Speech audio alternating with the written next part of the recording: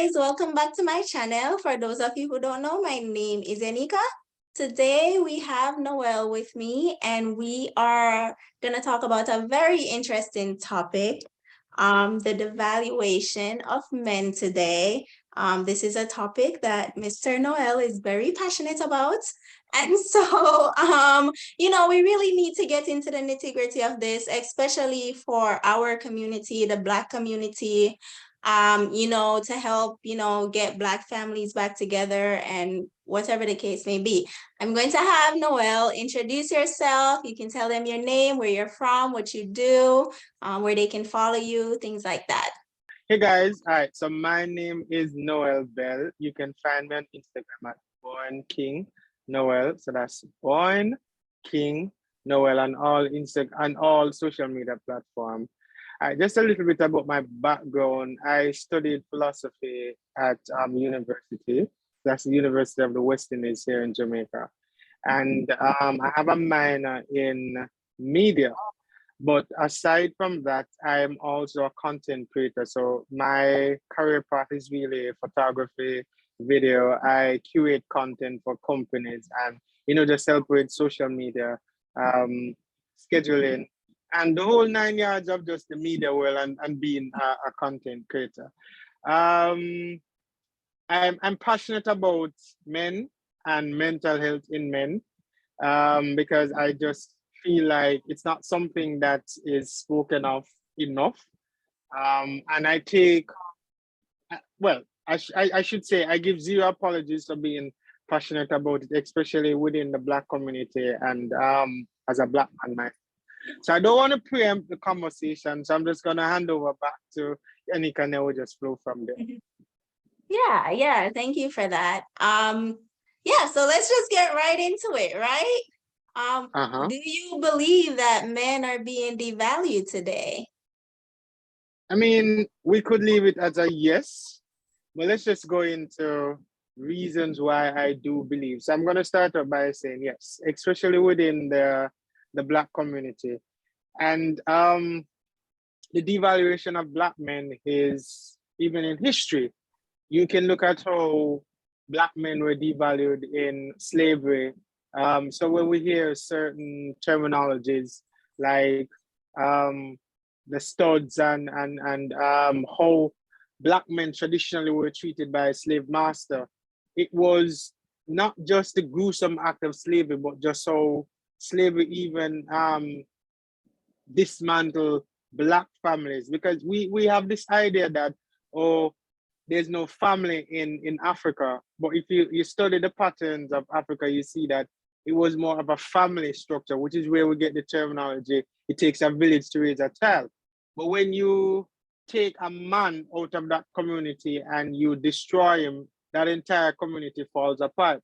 So one of the things that they would do is that they would have sex with the big, strong men, right? And they would make them seem weak before their community, their children and their wife, because men predominantly, we are seen as protectors. So when the protector is destroyed, you know what tends to happen. So we see it in movies where if a Don wants to take over a particular region, he must then destroy the person that is in charge of that region. Let's take it now to the social level. We see it, and I'd like to say I'm a feminist also, but then there is also the toxic feminism movement that goes on. So when we hear persons saying, "Oh, I don't need a man, I'm independent, I'm a bad this and that," it plays into how we start to be our men. Because I said to persons, when you raise, say, a young lady, right, and nothing is wrong with independence. I'm for independence in women, and I'm all for it, because I'm not one of those men that believe that a woman's identity is tied to a man. And I think one of the prime example we could look at is probably Jay-Z and Beyonce. They're both in the same industry, but it's not a competition. So Jay-Z's brand Jay-Z, and then there's brand Beyonce, and they live together. Even if they have relational issues, you don't really see where it's a combat of the two brands going against each other. but rather you see a compilation or a collaboration of the brands working together. So what I'm saying now is that when you see a lot of women raising their daughters to say, don't depend on a man, you don't need a man for this, and the list of other things that they say goes on and on and on. What we don't realize is that there is a conditional programming that is going on. So it's not teaching our young girls to be independent, but it's teaching them that a man is not valuable.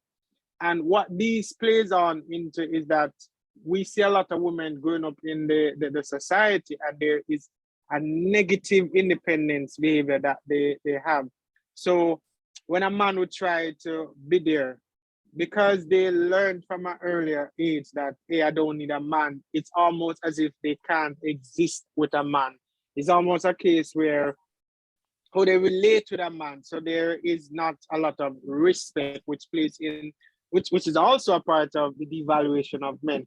So you hear talk like money shit, and you hear these conversations, but what we don't realize is that when we keep perpetuating these negative thing and negative stereotype about our men, especially in the Black community, we don't realizing that we are, one, destroying fathers, two, we're destroying young men, three, we're destroying future men, four, we're destroying a lot of leaders, because men then won't necessarily want to show up for women anymore, because they're going to start to feel like, oh, I'm not needed, or they start to see women differently. So rather than having that respect for the women now, they start to see them as, oh, she's just so toxic, she's too strong.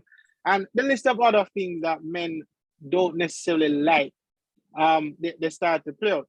So yeah, there is a serious devaluation of men, and I believe it starts in the home, in a lot of Black homes, not just from single parent, because it also happens with single fathers also, how they raise the young boys. So one of the stereotypes within the Black community is how many women young boys can get by a certain age. So rather than teaching them the whole idea of learning to be a man, I'm trying not to use respectable man, because that is so heavy of a statement, but just learning to be a man that respects a woman, and not just seeing her as an object that you just have, you use, and then you dispose of her, but understanding what it means to value a woman, because you're going to go out there, you're going to grow up, and chances are you're going to want to marry someone's daughter, and then you want to have children with them, and you're going to become a father also. So there's just so much going on within that space. We see it on Twitter. We see it even in terms of the justice system, how Black bodies, they are twice likely to die in comparison to a white body. So we don't see an appreciation for men. There's just so much to talk about. Yeah. No, yes, for sure. I agree with a lot of your points there. I did want to piggyback on when you said you believe that it starts in the home, and not just with single moms, but also with single dads. Do you feel like in any two-parent home that some of the same issues arrive?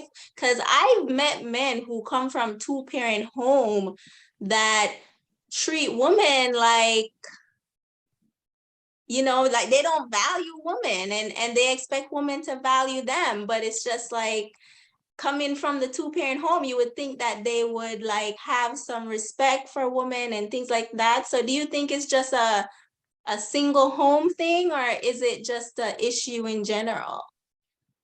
I'd lie if I say it's just a single parent home. And let me slow it down a little bit more for your listeners, because I realized I was going fast.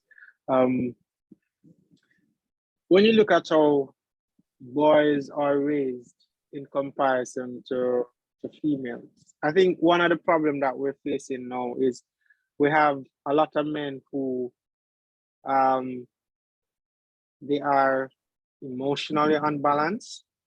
We have been like this for a while, but because of the prevalence of social media, we're now seeing it a lot more. So it happens in a moment, and then within a couple of seconds, it's somewhere on the internet because someone captured it.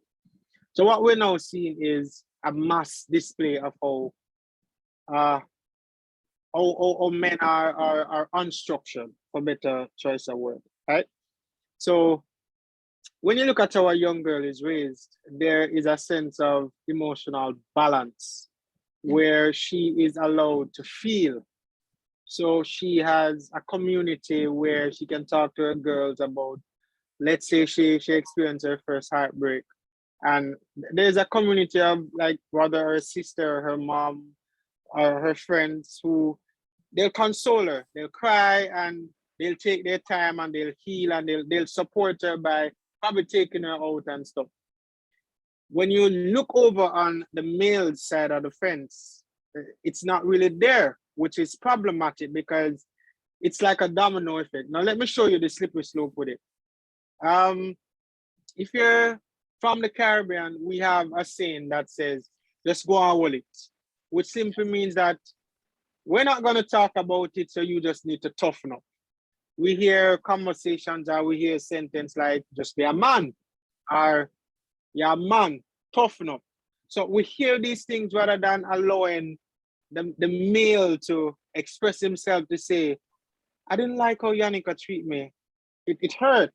And there's no space to deal with the emotions and to cry about it. So what happens is that when there's no outlet now, it becomes inward and they become very toxic on the inside. So it starts to play out in how they view women. Now, how this affects the devaluation of men now is that women see this, they can't diffuse what is going on in a man's mind because a man was never raised to talk about his feelings. So rather than communicating what is going on in his mind, a woman now she gets frustrated because she's like, he doesn't talk to me, doesn't express his feelings. And she's like, I don't want to be with a man like this. And we see how females behave when they can't get a guy to talk or a guy is not responsive the way they want him to be responsive. So this is what also plays in it. So you could come from a very structured home. By the end of the day, if that home is not a home that allows space for expression of the emotional side of the man, then he is just not going to be a man who is balanced. Then when you put that with the fact that he lost his voice at an early age, because I've repeatedly said this, a lot of young men lose their voice at a young age. Because when they were talking about their feelings, they're like, they would hear, shut up. It's only girls feel a certain way. Yeah, man, do this and do that and whatever. So they don't get that space to say, hey, I feel vulnerable about this. So after that experience in their life now, they're raised to believe that, hey, my voice doesn't matter. And a lot of men don't really value themselves.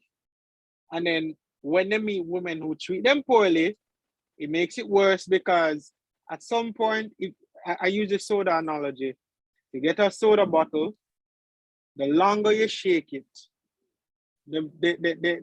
because of the content that is on the inside, it's bound to erode, right?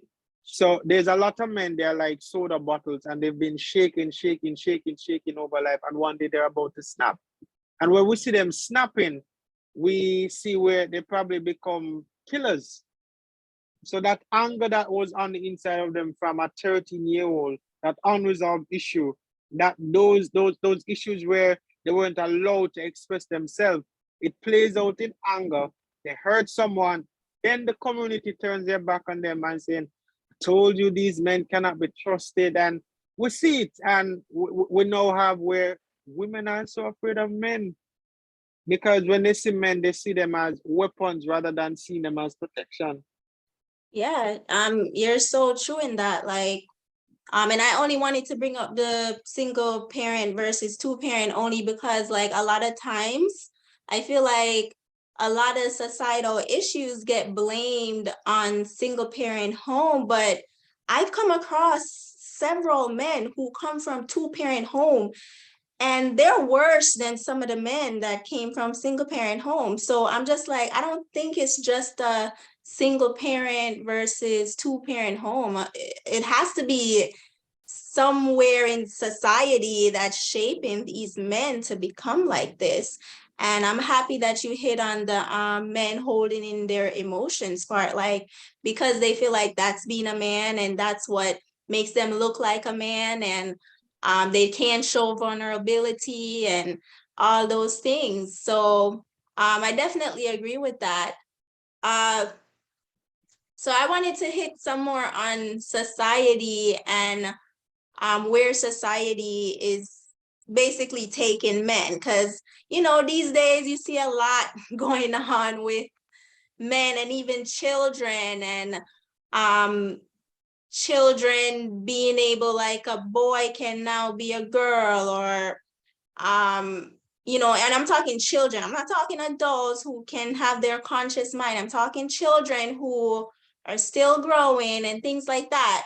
So do you think society is shaping things in a way where there won't be much of a difference between men and women anymore? Uh, wow.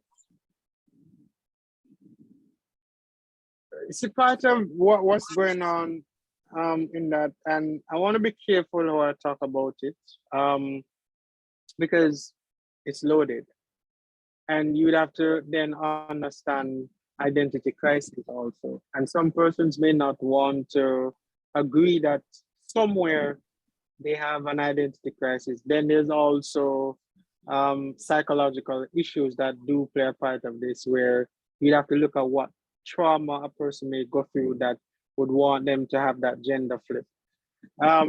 But because society is becoming more liberal, we are now seeing this freedom to express ourselves. And you know what's so funny about this question? Yesterday, a friend of mine, we were talking about just natural law and how things appear in nature. So you will never see a lion trying to be a zebra. When a lion is born, it knows it's a lion, right? It doesn't need to try to be a lion. It knows it's a lion. As a matter of fact, it may very well know that it's not the biggest animal in the jungle, but because it has this confidence that you're food and I'm going to eat you as food. So I'm going to ensure that I devour you, that confidence to know who I am. Sometimes a lot of persons lose that confidence of who they are. And then we have a lot of things going on in society that says it's okay for you to identify as something if you feel this way. So what we have is that there are a lot of persons who are feeling a particular way, and it goes back into what I previously said. If we don't practice to work through things, work through the emotions, then as you rightly said, we're gonna have men because of that is it estrogen that they feel, that the higher estrogen that may be present in the body, they start to feel like they're a woman. Then there's also the fact that men who were sexually assaulted and they were buggered, that affects them and they start to feel more feminine, right? And that plays out in them wanting to change the gender. And we could say the same about the opposite sex, to where the females are concerned. There's just so much to unpack about it. I think one of the issues that we're having in our society, and let me narrow it down to Black culture, Black community, is that we have a history of not talking, of not being open, of not being able to address the elephants in the room. So this is not factual, but this is just my opinion, because I believe that there's just such a high number of sexual abuse in the Black community. Because when you watch a lot of Black movies, especially where Tyler Perry comes in, there's always an undertone of some sexual assault or just some perversion that takes place in the Black community that is not spoken of. Or when it comes up, everybody's like, child, shut your mouth, we don't talk about that. Or if Uncle Jimmy did me this, I hope none of your listeners are Jimmy.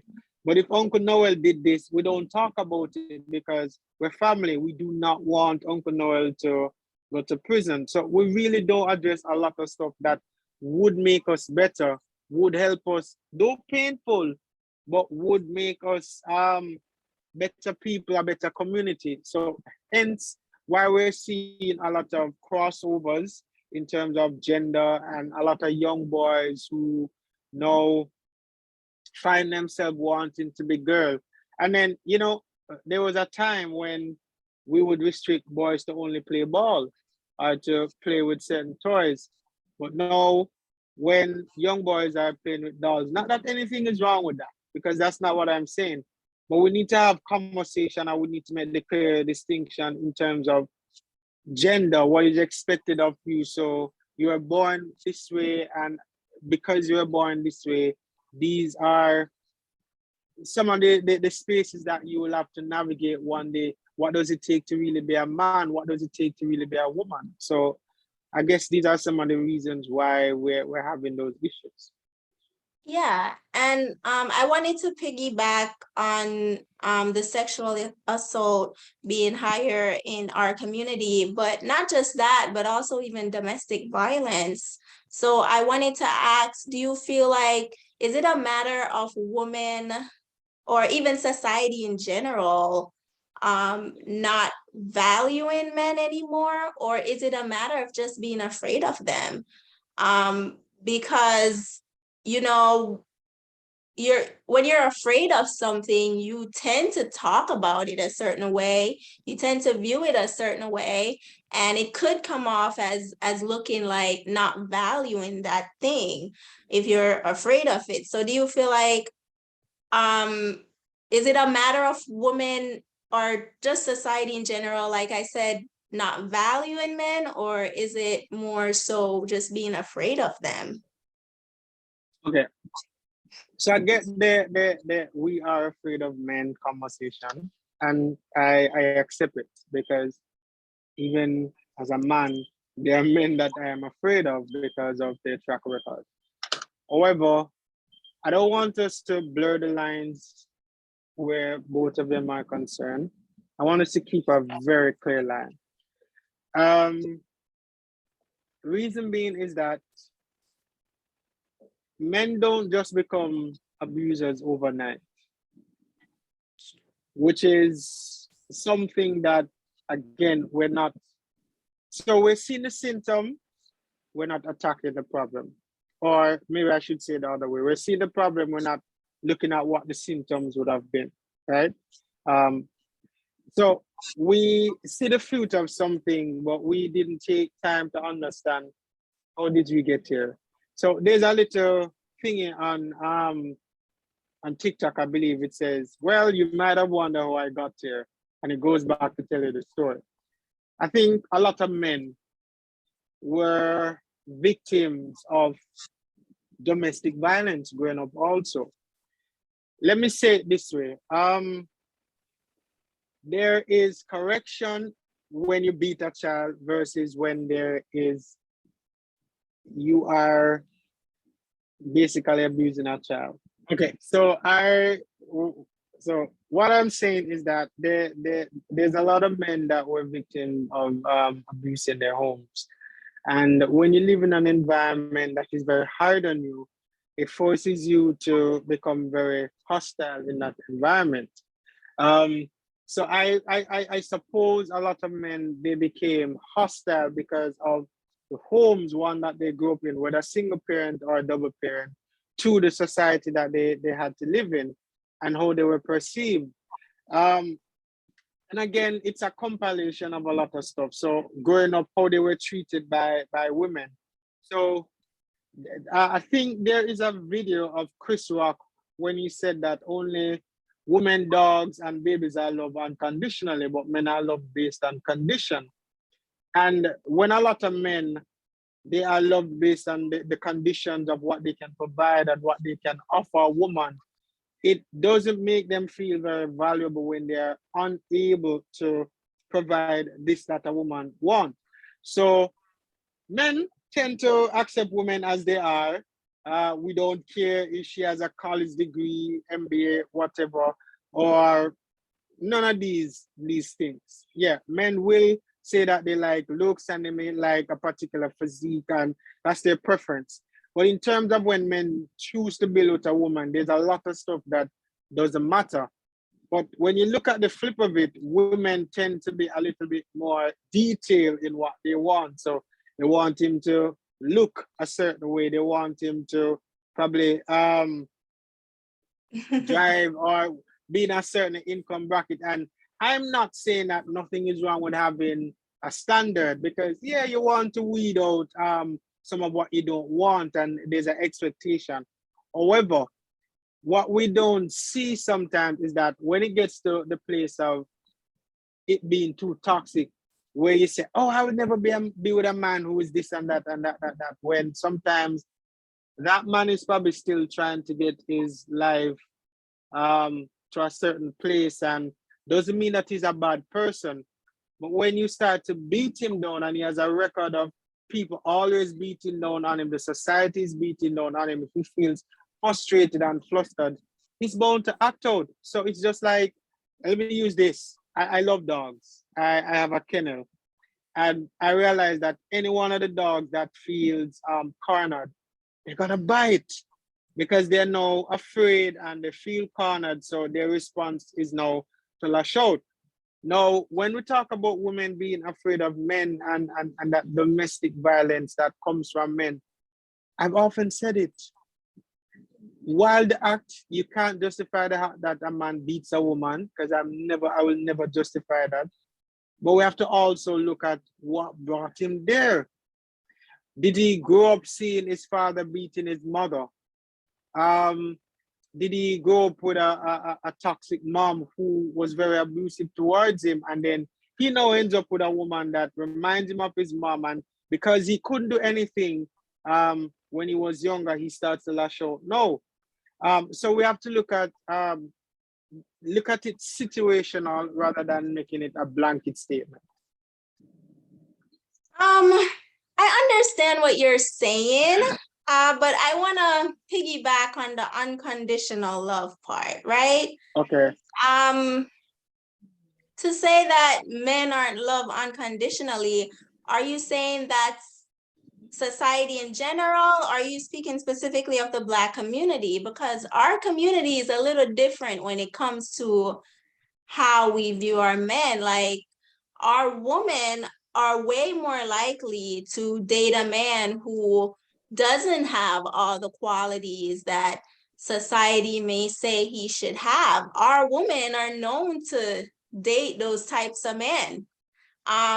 I can't, the other communities are different. They train their woman like he has to have X, Y, and Z, but our community is different. We've never really had that luxury to be able to want our men to have certain things, because just from slavery days, we've always had to work together to just band together to get out. I mean, we would have never gotten to where we are if our men and women weren't working together. And now we have this split, and it just seems like we're getting nowhere because of the split and the divide and the social media battles and everything. So would you say in our community, the unconditional love is the case? Because I don't know, I feel like just even looking at my mom and the women around me and the women I grew up seeing, they all love their men unconditionally. We came from the hood, so it's like the men didn't have a shit ton of money, or sorry, excuse my French, they didn't have a whole lot of money or anything. Like, it was just pure love. So I guess I'm trying to understand, is that unconditional love meant to aim at our community? You're probably part of the 1% of the 1%. And the reason why I say that is you saw it, so you translate it differently. But not a lot of women have the perspective that you have. And because of what has been happening with our men, in terms of, for men, they have not been doing as well as they ought to be doing. So like, I did a research as it relates to how many men actually graduated from university. And for every 4 women, there was 1 man. So in a classroom of 400 young ladies, it was what, like 40 men, you do the maths. So when you realize that not a lot of men are graduating, not a lot of men are making it out there, because you have so much more, I'm going to use the term educated women out there. Um, their priorities are different. So it's hard for them to put all Sorry, you're this work and freezing. then You froze. take up Sorry, someone repeat. that no. Sorry. Okay, You let had me start froze. back from where did I freeze? You said educated woman and then you started freezing.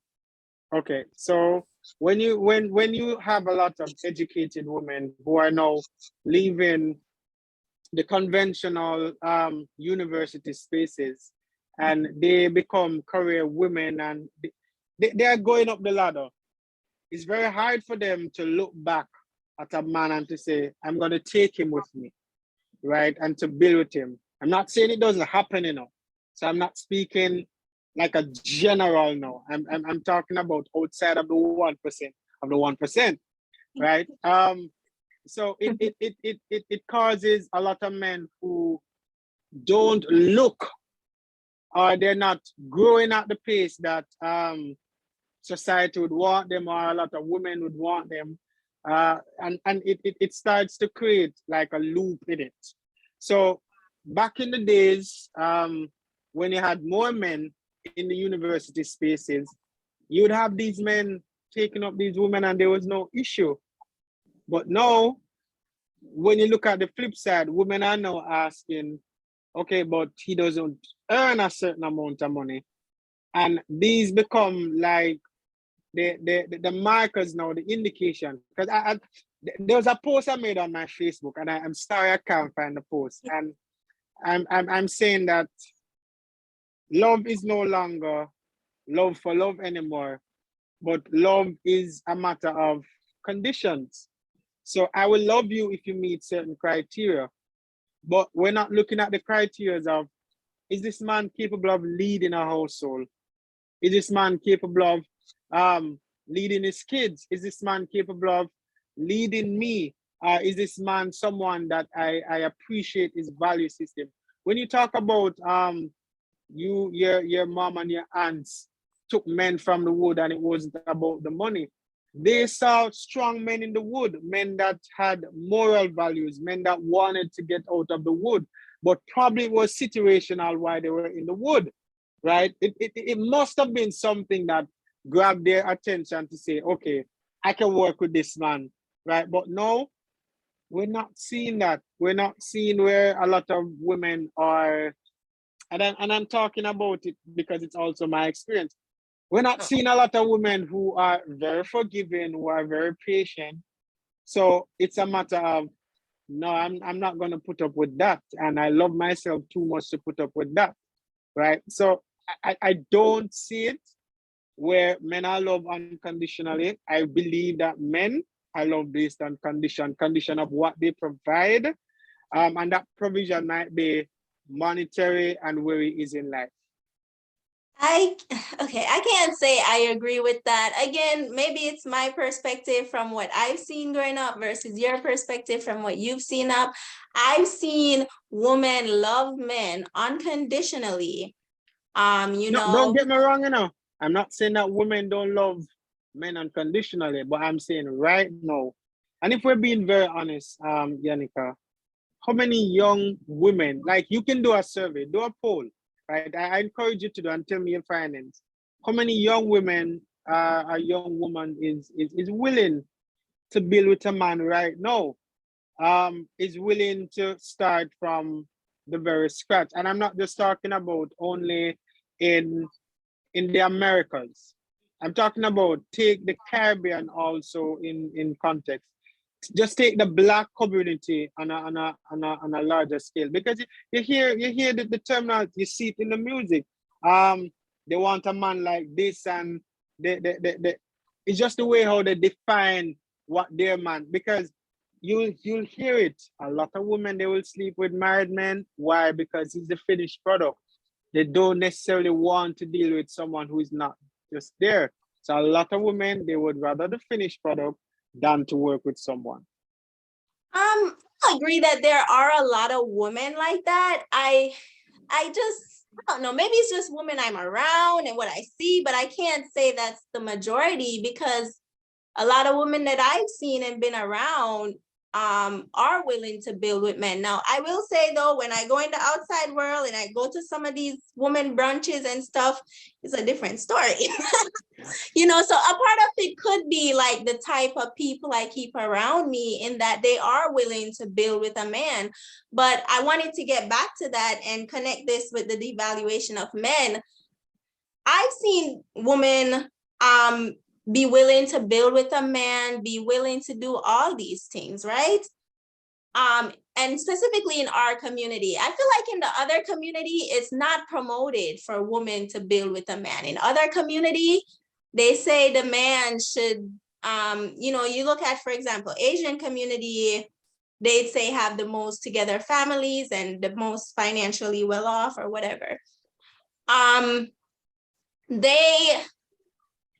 They kind of train their woman to like look for the man to be able to give something. I feel like our community is really the only one that promotes building with a man, and I actually agree with it. But I think also a lot of it stems from the fact that we've never had the luxury to build on our own, because we already have the all the other groups against us, the whole world against us. So we have no choice but to build together. Now, I also wanted to piggyback on what I was saying. Sorry, I went off a little bit, but yeah, I saw a woman willing to build with men and everything like that, and the men shit on them. The men shit on them, and now you have younger girls. I mean, I'm under 30. I'm not that young, but I'm under 30. And let's say women under 30 now, seeing women try to build with men and the men shit on them, right? Now you have these younger women who see that and they're like, what's the point of building with men if they're just gonna shit on you anyway, right? What's the purpose of that? And so I'm not speaking of a perfect world. So let me not sit here and pretend like I'm speaking of a perfect world. But oftentimes I say, the saying is true, one bad apple spoil a bunch.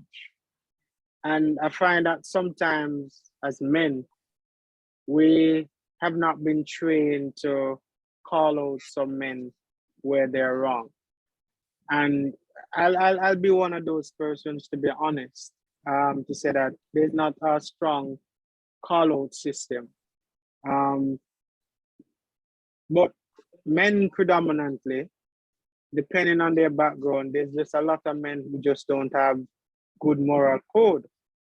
So I'm going to look at it in two ways. One, so they don't have a good moral code and they get the height of success and they now have all this money. They can basically do whatever they want to the woman and they get away with it because, hey, the woman saw something, they were attracted to it, they slept with the man, they realized that the man is a good man, causes a problem. They come back and they lash out and say, oh, whatever, we did this and there. The second narrative is that you have men who don't have good moral code. They don't really have much, but a woman likes them for their ambition because they weren't steady. That woman decides to be with them. She gets burned at the end of the day. Does that make all men bad? No.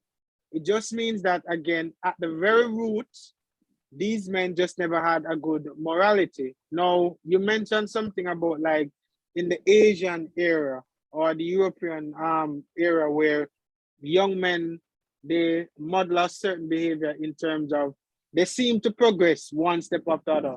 And that might be due to the fact that they did not have a lot of the stumbling blocks like us Black people have. But another side of it is how Black homes raise men. Black men, to be honest.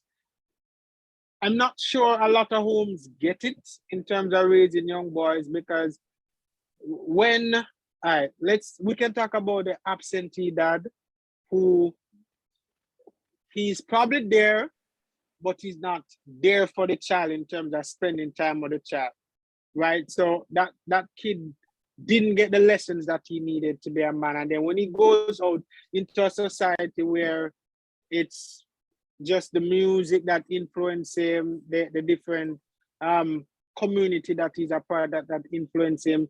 If there's not a strong moral code at home to fix and adjust that and to say, hey, that's not the son that I want to raise, or that's not what I want you to be as a man. He's going to grow with those stuff and it's going to manifest. So you look at how even, and I don't think any group is perfect, but let me use this group. Look at even how the Jewish community lives. They would take their young boys and they would mentor them, right? And throughout the course of their life, they would have that constant mentorship, and not only the mentorship, but they will always have a community where if something goes off, that community can sit them down and talk to them. Even marriage is discussed within that community. So that community talks to them about what they're entering into and said to them, hey, if you're going to take up Danica as a wife, you're going to know that you're responsible for her.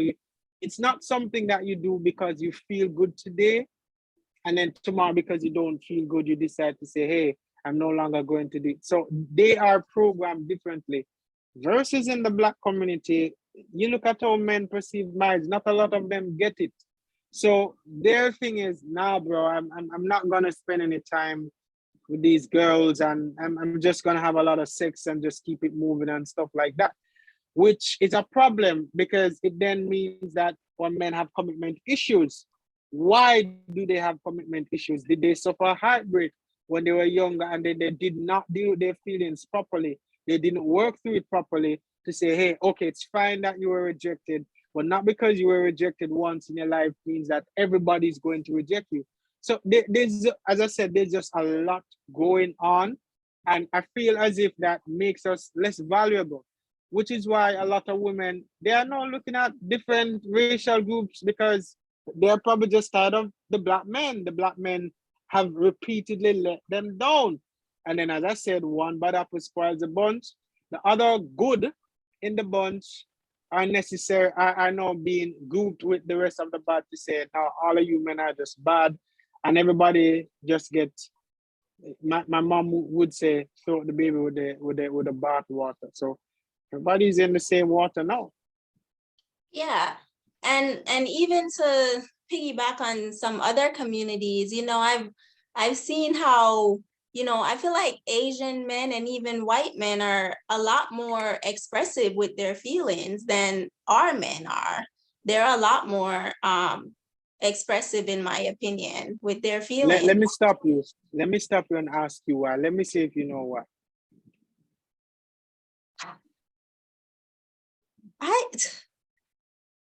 I honestly can't put my finger on it. Like I try to think, okay, why are they more? Well, no, let me not say that. Yeah, because society and how they view, I want to say how they view Black men. Black men are supposed to be strong and this and that, and society kind of made them think that strong means they're not supposed to be, expressive of their feelings. And if a Black man expresses his feelings, he's viewed as weak, whereas when a white and Asian man does it, no one bats an eye. You know what I'm saying? But I personally, of course, I love when men are vulnerable. Like, to me, that's strength. But I'm just speaking for society as a whole. It's like, you even look at Will Smith crying, right? And I don't mean to bring the media stuff in, but just as an example, people are bashing him for crying and calling it weak, but I'm just like, he's expressing himself.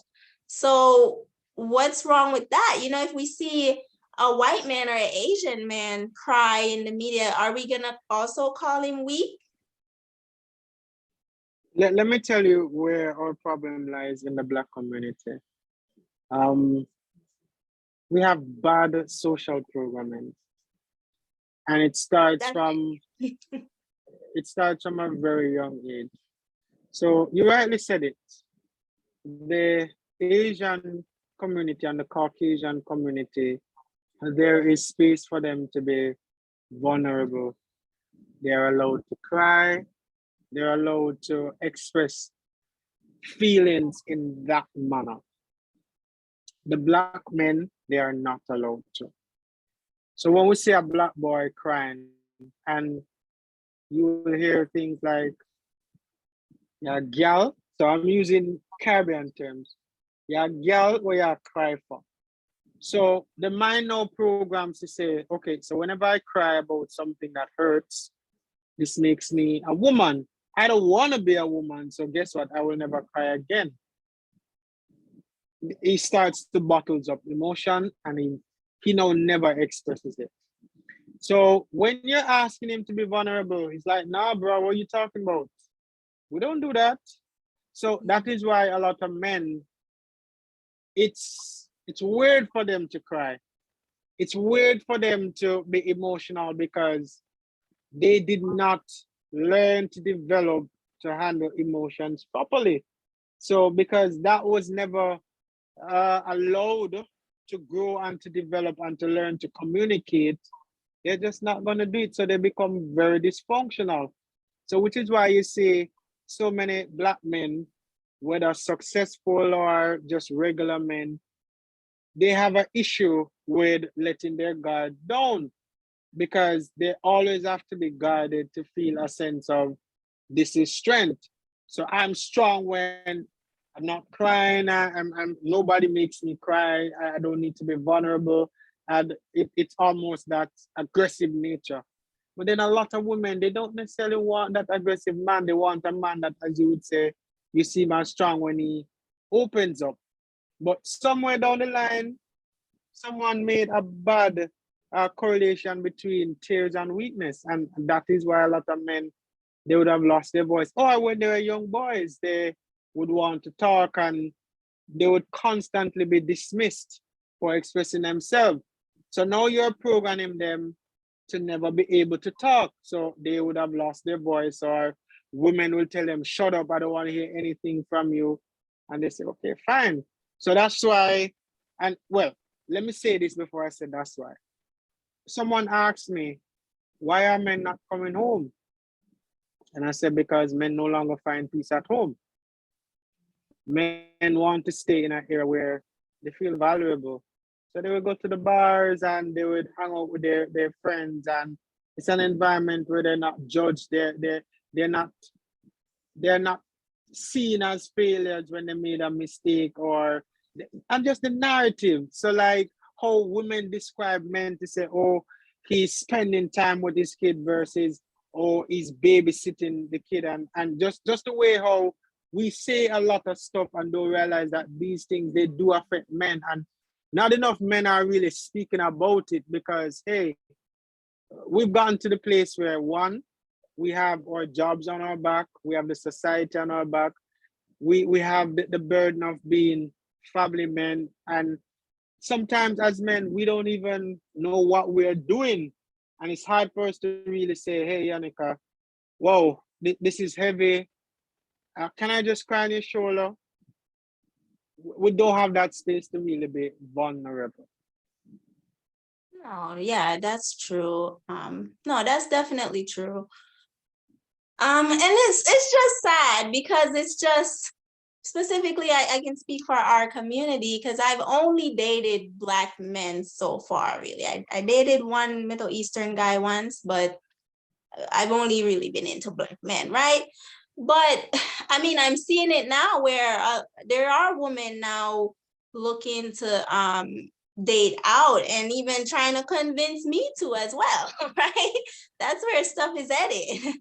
And even when you look at marriages in that interracial type community, you know, I feel like I don't personally want to go out because I feel like I'll not be doing my job as a Black woman to try to help our community. Because even in the other marriages, like interracial, Black men marriages are way worse than all other interracial couples. So Wow. yeah, it's literally the stats show they have higher rates of divorce, higher rates of marital issues and things like that. So I mean, that alone can tell you that there's an issue there that needs resolving before people even think about going interracial. Because what's gonna happen is these Black boys are, in a sense, I mean, there's Black women, of course, who feel looked over and everything, but like, I think I want to say it's almost gonna get worse for the men, if that makes sense. Because I mean, you look at Kim and Kanye, right? And how Kanye has acted, and of course he has his mental issues or whatever, but other groups of women are just looking at our men like, what is going on? You know what I'm saying? It's like we get scrutinized more. And I don't think that some men will say, okay, I'm gonna go get me a white girl or an Asian girl or whatever the case may be, and not realizing that you still have to resolve your issues first. At the core, you still have to resolve those issues before you date anybody. And a part of the problem why men are not resolving their issues, because I'm not making excuses. Where do we start the conversation? When not enough men are being accountable. Because what we have is a thing where it is almost like we're keeping the ball rolling. So we, as men who, let's say we're dysfunctional, because we didn't get rid of the toxic traits, we end up giving another toxic trait to the next generation. So what I'm saying is that the Black community needs healing, and it needs the village to really say, hey, we are broken. So we didn't realize, we probably still haven't realized that slavery really destroyed the Black family.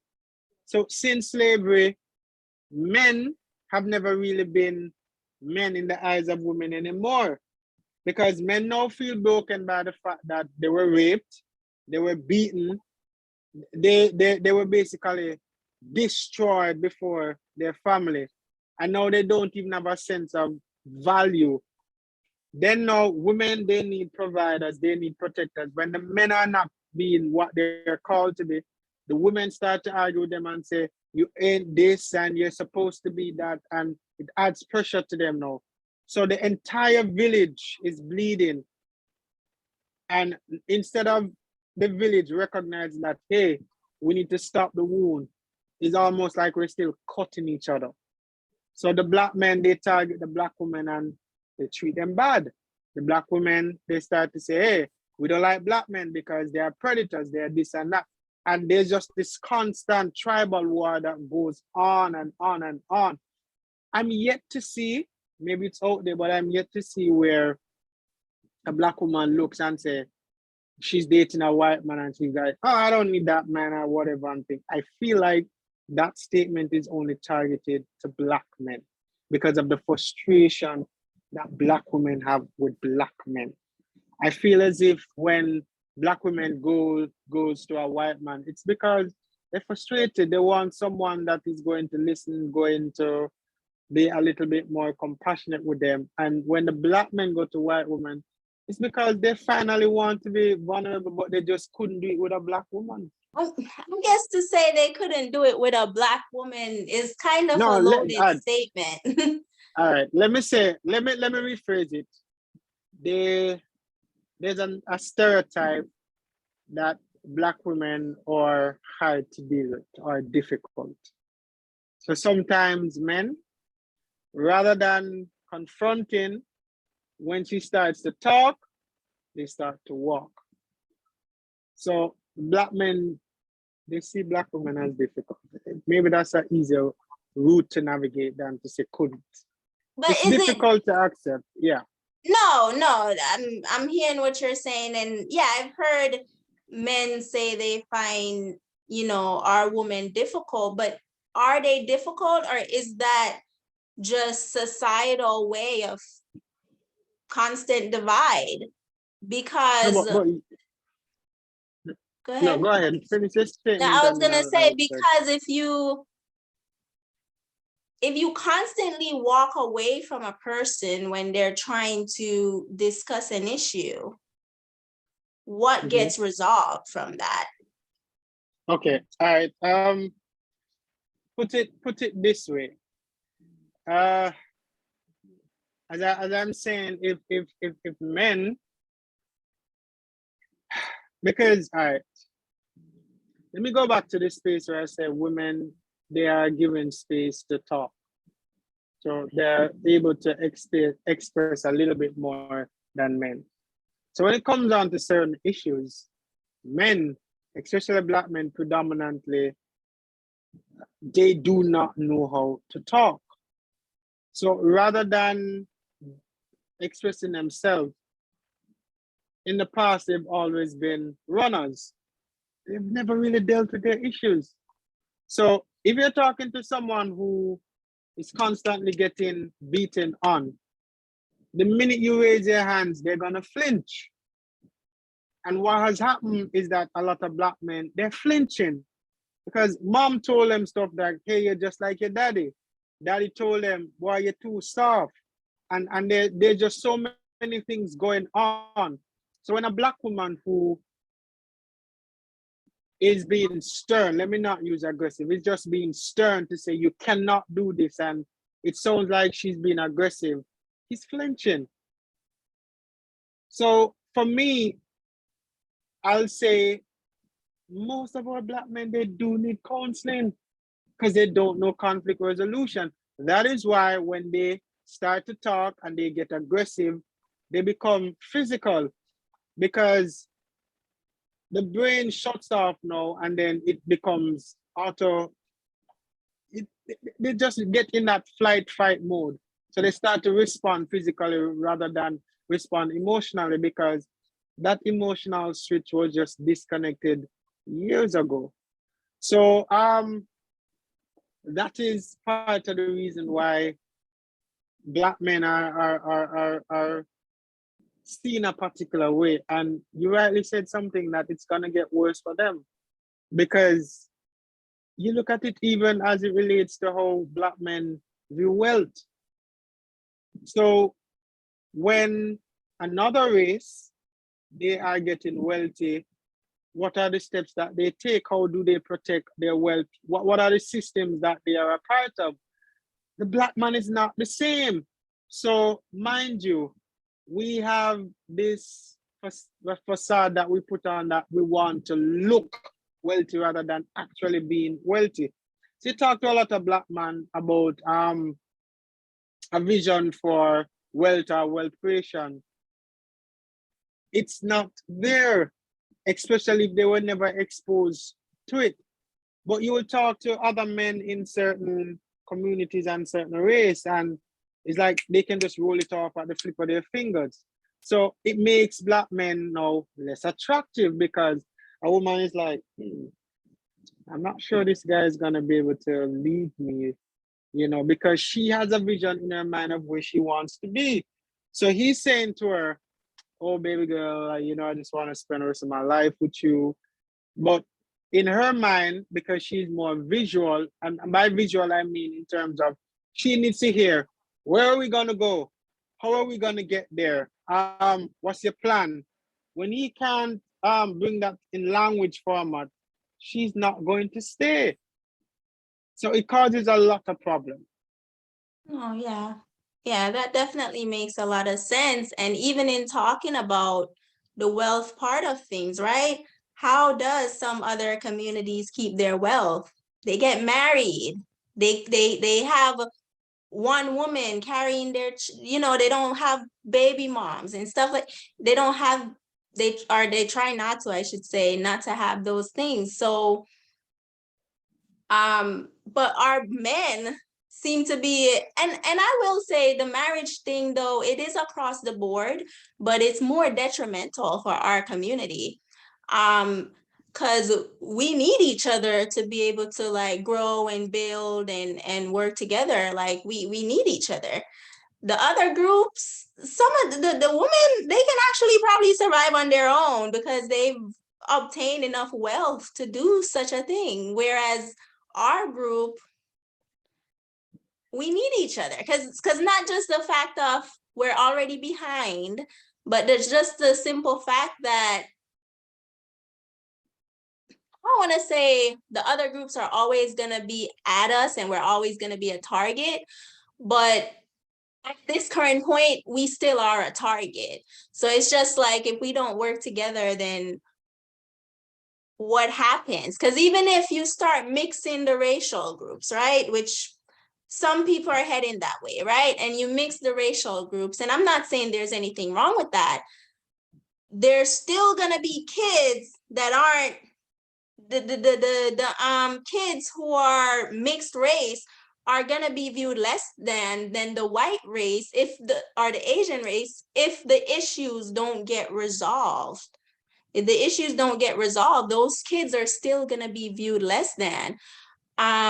So and it just seems like now we're at a point where, and you see it play out a lot on social media where just a lot of bickering and a lot of talking down on and calling women, excuse my French, bitches and hoes and all these names. And they do it so comfortably sometimes. I'm just like, why are you so comfortable labeling your woman as this when you're going to have a daughter one day?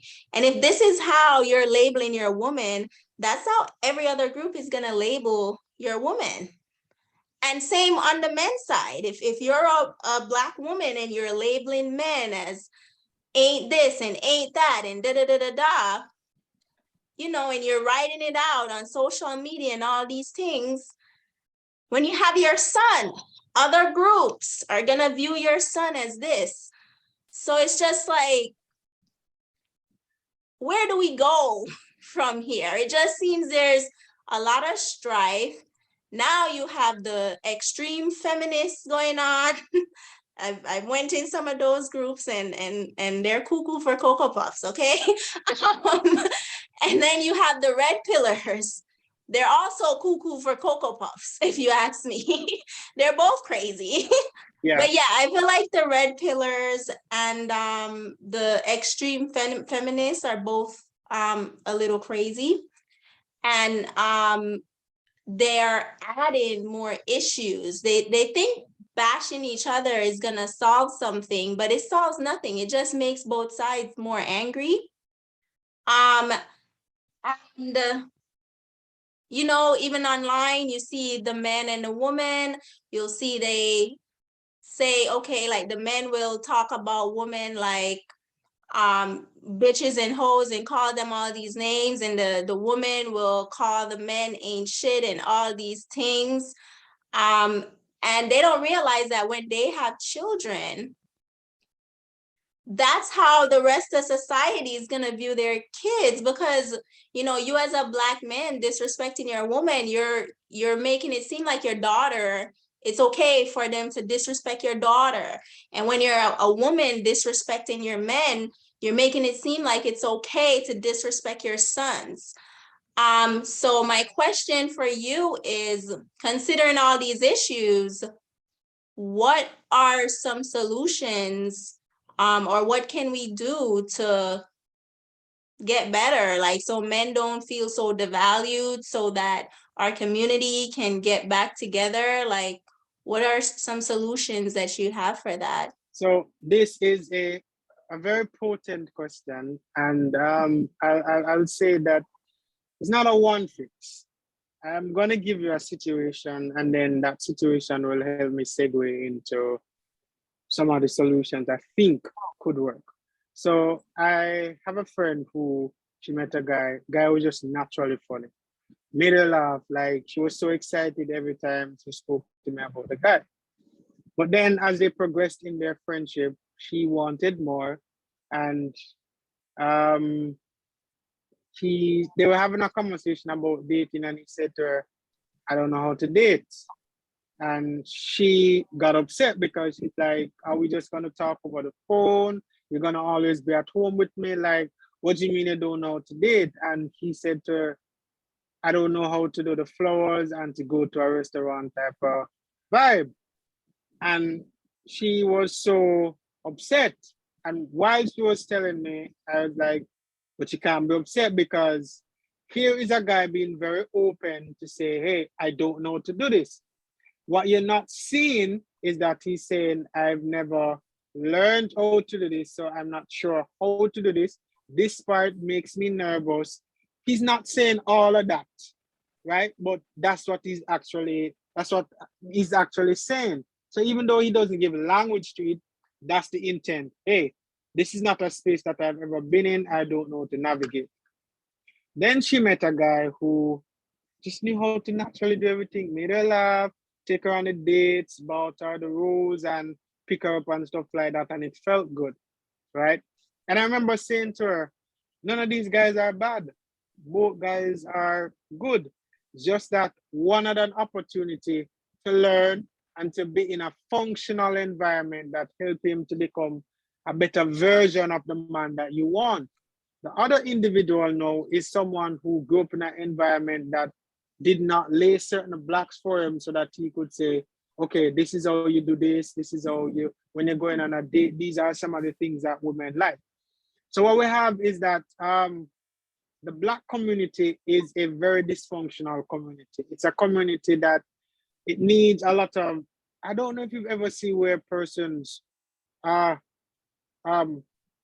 crush like wires together, and it's very hard to straighten it out. If you think of a wire ball or a yarn ball, the straightening out process is so hard, but to tangle it would have been so easy. It's so easy, just bring it together and you crush it. It's the same thing if you crush a piece of paper.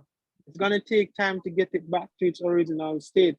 And I believe that one of the issues that we're facing as a Black community is that one, we're not facing our real issues. We're not talking about it as a community to say, hey, we have got to stop being so divided, because no matter what we say about the Caucasians, the Asians, the Spanish, no matter how they look on us, unless we come together and say, hey, we need to stop being so divided, we won't fix our issues. So the same examples that we use about women saying these things about men and men saying these things about women, we don't realize in that we are creating the very problems that we have to endure. So when uh, mom now has a 10-year-old daughter and she starts to speak to men like, you ain't this and you ain't that, and that 10-year-old daughter sees it and becomes like, oh, so this is how we talk to men. And then by the time she gets to 13 now, she starts to play out the same thing that she see her mom did. Same thing with young boys. We are seeing too many women being abused, and young boys feel like this is how you treat a woman as a man, to be called a stern or a strong man. We see it in our music. And there's always this narrative about, oh, we are singing about what we see in our society, but there has to be a shift in the stories that we tell. I think there's this lady from, let me just say Africa, just to keep it safe, Chimamanda. She talks about the danger of a single story. If you paint a people as one picture every day, they're bound to look like that every day to everybody. So unless we start to embrace the positives in our society, to start to say, you know what, we're not going to tolerate this behavior, we're going to do something about this behavior, we won't fix our problems. And one of the things I realize is that Black people, we are so good at cancel culture, but we're not canceling out some of the things that are bad. We're not having the conversations. And I feel like now is a time where men and women need to come to the table and to say, okay, for years, we've been doing this wrong. Tell me where I am falling short. Let me look within myself. Let me do some introspection. Or as men, we as a global community need to finally sit down and say, we need to have a conversation. We need to tell our women that we need to be able to be vulnerable. We need that space to talk. Sometimes we're tired, sometimes we're crying, sometimes we don't even know what we're doing. And when we come home, we need to have a space to say, babe, I can't handle any more pressure. We look at the fact that there's just so much, there's a high suicidal rate in Black men, right? And we don't talk about it, which shows that men are dealing with a lot of fears, and because men are not given a space to talk about it, it's becoming a problem. So here are my solutions. We need to reprogram how we raise young men in our homes. We need to reprogram how young women treat young men, right? We need to talk about rejection issues. How do men function rejection issues? We need to tell our young men that, hey, it's okay to focus on yourself, have some priorities, and grow. We don't need to feel pressured by the society to think that we have to go the traditional route to be considered a man. Love shouldn't require you to be doing all of these excessive work to be accepted, because that's an issue that men face. We feel as if we have to buy this big car, we have to buy this big road, we have to do all of these things just to chase her. But I heard a beautiful analogy which says that the flower never dreams of the bees. It blooms and wait for the bees to come. So for you to attract the right woman, you just need to bloom. You just need to get to your optimum. Be smart enough to know which woman compliments you so that, you don't get hurt again. But at the end of it all, what I would say for us to get to this space of men not feeling devalued, we need to let women understand how men feel. And how they will understand that is we need more men to be talking. We need more men to move away from these toxic traits that society wants to put on us, or these toxic labels that we cannot keep up. There's so many men that are just dealing with a lot of stays and they just don't talk because society tells them that they're weak if they go into a room and say, I've just not been feeling like myself lately. I feel pressured. I just don't know what to do. We have to own our voice. And the last thing I'll say is that we need to get back our young boys speaking. I said it to someone that, do you realize that the average young boy stopped talking at about age 16? It's almost like when they get to age 16, they just get so quiet. You will talk to them, they're like, I'm good, man. I'm just out here thinking. It's almost a case of, unless they are brought up in an environment where they are allowed to express and that expression is there, they tend not to talk. So they get so quiet. You ask them, how are you? I'm good, man. But deep down, there's just so much going on the inside of them. So for us to really get to that place, one, I guess the Black community needs a global healing, and we really need to just revisit the homes. Oh yeah, I agree completely. It's just, for me, it's just sad to see a lot of things that like I've said, I've definitely been hurt by Black men, and I guess abused, if you will. No one punched me or anything, but abused, like, sexually and emotionally. And for whatever reasons, I still try to hold faith and say, you know what? I've seen the good in our men. And even the ones who were hurtful to me had their positives, but I also understood that they have a lot of issues that they're not dealing with. And you really hit on the point that they're just not facing their issues. They're just, some of them think that hopping from woman to woman is gonna solve the issue. And then they get to like 35 and they're like, damn, I still got these issues. And are they, even if they some of them will, like, instead of facing their issues, they put it into like, okay, let's get money and then let's get these hoes. Like that's what some of them think, like, and they think that will also solve their issues, but then they get to a certain age and now all of a sudden they're afraid to get married because they don't know if the woman's gonna use them. So it's like they never address their actual issues, and they think that sex or money or stuff like that is actually gonna solve it, but it's really not solving anything. So I don't know. I'm just, I tried to do my channel. My channel is about overcoming obstacles.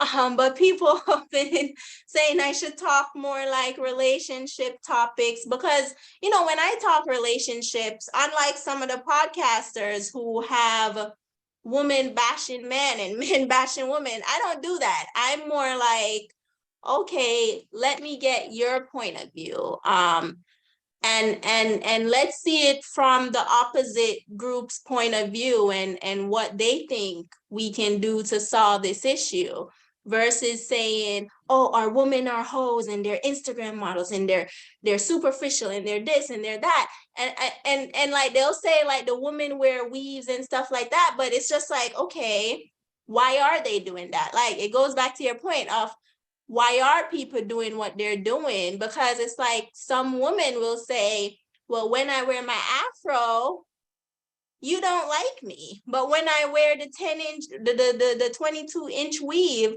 all of a sudden I get the attention. When I was my regular small booty, you weren't giving me attention, but I go get the BBL and now I get attention.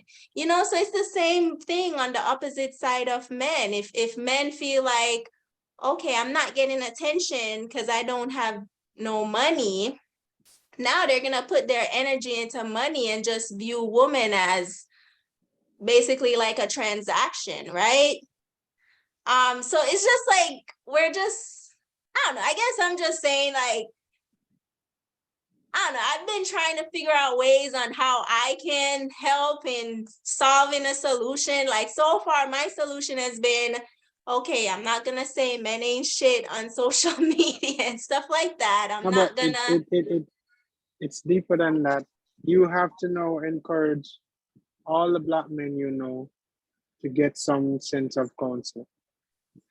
Because No, unless we can I get our agree. men, I agree. And I was gonna get to that. I also do that. I encourage people, not just the men, but the women as well. Cause me coming from the ghetto, I feel like in the ghetto community, like people don't believe in therapy. And sometimes it's not that they don't believe in it. Also, it's the money part of things. So one day I do hope to be able to, I mean, there are programs out there, but like I do hope to create programs for more therapy within our community. Um, and I do try to encourage people, like, to work with a person, like as long as they're not, doing anything to really harm you physically, emotionally. If whatever it is just okay, they need to work on this issue, like work with your people. Like, for example, the example you use with the girl that just left that guy hanging, the part you didn't mention is it's possible that guy took that as a negative thing. Like, okay, now these women don't like good dudes. Like he'll probably be, and I've seen men do that. Like he'll probably be one of the ones to go on social media and say, women don't really like good dudes. But no, it's just that you weren't doing what she wanted. And a part of it is her fault too, for not like helping him say, okay, if you don't, well, I it's like you can't really put it on her let me because she tell you. probably have her standards, No, no, no, but no. I'm not trying to put it on her because she's okay in the sense of going after what she wants. We have to give no, her that. yeah. Hold on, because she could have stayed and become uncomfortable, and that would also apply pressure to him. But let me tell you what is really going on in his mind. He's gonna walk away to say, yo, I wasn't enough. Because in his mind, he got left because of something that he did not know how to do. A better course of action would have been, okay, you've never been on a date? Let me take you on a date. And this would also be a part of what I say devaluation is. Some women don't know that they can take a man on a date. So they don't realize that some men deserve flowers also. I know I said I've finished, but one final example. A friend of mine was saying, what are you doing for Valentine's Day, even though you're single? I said, I'm probably just gonna take myself to a movie and get me something nice because I'm still valuing myself. And she was like, whoa, that's interesting and stuff like that. And so I say, you're gearing up for a video. And she's like, I've never really celebrated it, but my guy wants to do something. And I'm like, what are you getting him? She's like, what do you mean? I said, I asked the direct question, what are you getting him for V-Day? And she is like, I don't know if men want anything on V-Day. And I'm like, are you a part of the percentage of women that believe that after you've gotten the gift and the dinner and the rose, you guys are just gonna have sex and that's it? She's like, I was really saying that. But men want anything for V-Day. And I said, have you ever noticed that some men only get their first set of flowers when they died? So it's when they died, someone puts a wreath on their casket. She's like, wow, I never thought about that. I said, men want flowers too. I kid you not. If you give a man a set of flowers and say, here you go, baby, he will light up. I'm telling you, I bet my life savings on that. He's gonna light up. He's gonna be like, whoa, someone got me flowers. Because we don't feel as if men will appreciate these stuff. So I said, buy him flowers. Even if you don't get him any gift, just buy him flowers and say, hey, I thought about you when I got these flowers and I really hope they mean a lot to you. Even if he doesn't smash at the end of the night, he's gonna feel good that you got him flowers. The only thing I have to say about that is some men, it was funny. One of my sisters had asked this question in one of our group chats. She was like, do women give men flowers? And she was asking us, and I'm like, don't know if a man will feel offended by it, because some men may feel offended by it. They won't. Try it. And I'm not just talking about one little rose or anything. Think about it and say something cute on it. Because we want our men to be a particular way, but we're not helping to program them. And I tell people, women play a critical role in men development because men like to hear what women say and bring solution to it. So when a woman talk, a man goes into, oh, I need to fix this, right? So men are always looking to improve, right? This is how you know that a man is definitely for you. He's always finding ways to improve something. So we have to reprogram the men to learn to accept what we classify as feminine gift. So you come home one day from work, baby, I brought you flowers and there's a gift card on it. And if you want other gift, I'm telling you, he is going to love it. Or if you come home early, make him a bath, throw some rose petals in it, light 2 candles for him, and say, don't worry about anything. Just go in the bathroom. I made you a shower. I'm telling you, he is going to be excited. Okay, so the problem with this, right? And I agree with these sentiments because I remember like the last guy I was dating, I remember we had still were freshly new dating and it was his birthday. I bought him a card and whatever. And he just was like surprised, like like I bought him a card and I gave him something from our first time meeting, and he was like, this is very thoughtful, and he was like very to see the light in his face. And that's kind of the reaction I was hoping for. But, like for someone like me though, like coming from like the hood and there's other Black people who come from households where we didn't see these gift exchanges like this, like women giving men gifts. Like we didn't see those things. Or well, I'm not gonna say me per se, but I'm just speaking in general. Like for just some young Black men and women, they didn't see certain things. Like the guy never saw people dating, or that woman may have never seen a woman give flowers. So it's like, what's in place for people to even know that they're supposed to do these things? And this is why I talk about a global effect, because you see, if we can just create a momentum. All right, so if you watch certain sports and they are doing the Mexican wave, it just needs to start. And then it catches on, and then it keeps going and it keeps going and it keeps going. The reason why we're not seeing gift exchange is there's a gap. So there's a gap in the set of people that does it and the set of people that doesn't do it, right? And then in the middle of it now, there's a set that we're kind of indifferent because we want to do it, but then we don't necessarily want to do it because it doesn't line up with where we're coming from. But if we can get the momentum going, we could change the community or the spaces that we're coming from to make it into a space where it becomes universal. Because Oh. sure as heaven is, you will see a white dude taking flowers from his woman. It's acceptable there. How did you think that happened? It's because that space is a.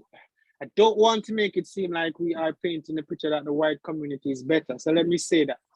But we're just talking about it in comparison. We have to change the narrative for the Black community. No, yeah, I agree. No, I totally agree. It's tough now too with social media, because it seems like the people who are loudest are basically the most toxic. They're the loudest. And like they're pushing certain messages, and the broken people are eating it up. There's people with so much brokenness eating it up and eating it Yeah. up.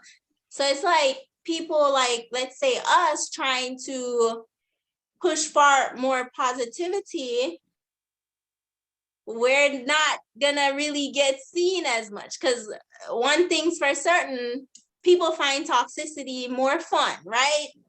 So they rather latch onto that than actually get the proper healing and the proper way of going about things. So um it's a big challenge, I'll say that. With social media now, and everyone wants instant this and instant that, so they go with whatever looks easiest. Because hey, it might take getting in your own fields as a woman to go out and buy a man of flowers. That's gonna take some, look into yourself. Because if you're programmed to think that, oh, only a man is supposed to buy me stuff, right? If you're programmed that way, it's gonna take you to take some internal look to say, no, I can go do something nice for him. And so it's a challenge. I'll say that it's a challenge, because I'm just, you look at social media and the messages that gets pushed, and it's just like it's the toxic people are the loudest. I'll say that. Well, I mean, as a man living in this community, I am sometimes nervous and I'm sometimes worried about us as men, because we're not all bad. And I'm not going to say that we've done a lot of things correct. And I do think that we have some grounds that we need to catch up on. But I really want to, for the women who will listen to these conversations, have a very open conversation with your guy, whether it's your personal guy or a friend that is very close to you. find out what really went on in his childhood. Because oftentimes, you know, men mask very well. You think women mask? Men mask very well. Men carry a lot of things on the back of their head and they probably don't talk because, again, that macho vibe that I need to be this and I have to have this under control and I need to be in control. And on the flip side of it, I think women need to just internalize a lot of stuff.